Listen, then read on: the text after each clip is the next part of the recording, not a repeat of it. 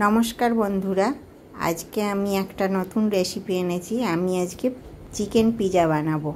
Chicken पिज़्ज़ार जन्य मयदा निये निয়েছি, নুন दिलाम एबारे,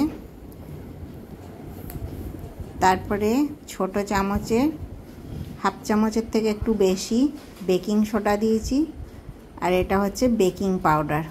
तारपरे एगुलो भालो करे आगे मिशिए नेब। भालो करे मिशिए निये अल्प परिमाणे, खूब बेशी ना, अल्प सादा तेल दिलाम।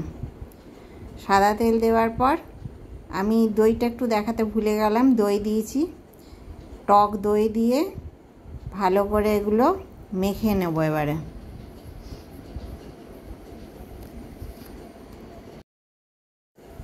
एबारे भालो करे माखा हये गेছে। এটা ওপর থেকে ডোটার ওপরে একটু তেল লাগিয়ে ঢাকা দিয়ে রেখে দেব। মোটামুটি আমি 6 ঘন্টা মতন রেখে দেব।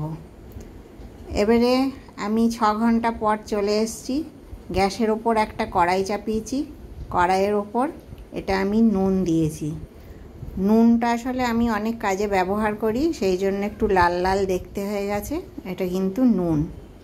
এই নুনটা আমি আগে গরম হতে দিয়ে দেব, তারপরে পিৎজা ব্রেডটা বানিয়ে নেব।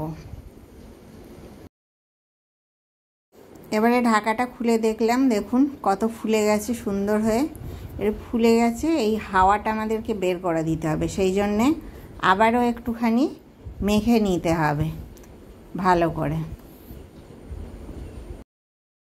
নুনটা গরম হয়ে যাবে, তখন নুনের ওপর একটা বাটি এরকম করে উল্টে দিতে হবে, কিংবা আপনারা টেবিলে রাখার স্ট্যান্ডও দিয়ে দিতে পারেন। এবারে একটা আমি থালার মধ্যে ভালো করে তেল লাগিয়ে নেব।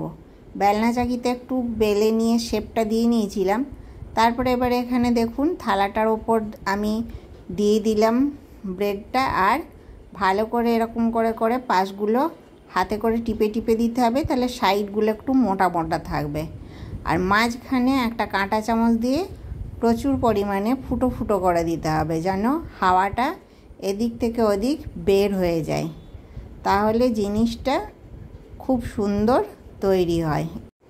এবারে নুনটা গরম হয়ে গেছে, এর উপরে আমি প্লেটটা চাপিয়ে দিলাম আর একটা ঢাকা দিয়ে দিলাম। তারপরে আবার একটুখানি খুলে দেখলাম, আমরা একটুখানি কাঁটা চামচ দিয়ে ফুটিয়ে দেখে নিতে হবে ভেতরটা পুরো সেদ্ধ হয়ে গেছে কিনা ব্রেডটার। এই যে এইভাবে, তাহলে বোঝা যায় যে সুন্দরভাবে ব্রেডটা হয়ে গেছে। তারপর আমি এটা উঠিয়ে নিয়ে নেব। প্রত্যেকটা আমি এইভাবে বানিয়ে নিলাম। এবারে পিৎজা ব্রেডটার ওপরে সব কিছু দিয়ে সাজাবো। প্রথমে পিৎজার সস নিয়ে নিলাম, পিৎজার সসটা ভালো করে ব্রেডের ওপর মাখালাম, আর চিকেন, ক্যাপসিকাম, পেঁয়াজ মোটা মোটা করে কেটে নিয়েছি, এগুলো সব এর ওপর একে একে করে আমি সাজিয়ে নেব। এবারে চিকেনটাও দিয়ে দিলাম। চিকেনটা আমি আগে থেকে হালকা বয়েল করে রেখে দিয়েছিলাম। এখন সব কিছু দেওয়া হয়ে গেল। এবারে চিজটা আমি এর ওপরে ভালো করে গ্রেট করে দিয়ে দেব।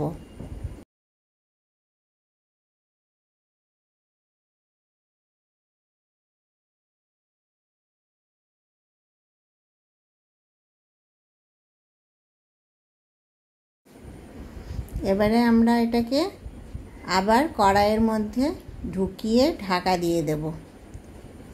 প্রায় এটা অন্তত 12 থেকে 15 মিনিট হতে হবে।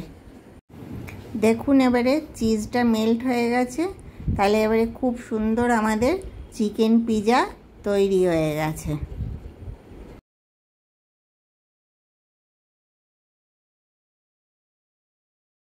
এবারে দেখুন নামিয়ে দিলাম।